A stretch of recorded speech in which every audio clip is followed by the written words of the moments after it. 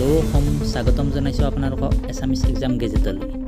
আজি আমি আলোচনা কৰিবলৈ ওলাইছোঁ আছাম ডাইৰেক্ট ৰিক্ৰুইটমেণ্টৰ গেট 3 আৰু গেট 4 ৰিজাল্ট সম্পৰ্কীয় তাৰিখৰ ওপৰত। ইতিমধ্যে আমাৰ মাজত আহি পৰিছে এটা বিগ ব্ৰেকিং নিউজ। পাক নিউজৰ পিছতেই DY365এ ৰাজ্যৰ হাজাৰ হাজাৰ নিবনুৱালৈ সুখবৰ কঢ়িয়াই আনিছে। সেৱা কৰ্তৃপক্ষই ইতিমধ্যে ইলেক্ট্ৰনিক মিডিয়াত প্ৰকাশ কৰে যে তৃতীয় চতুৰ্থ বৰ্গৰ নিযুক্তি পৰীক্ষাৰ ফলাফল ঘোষণাৰ বাবে সাজু সেৱা।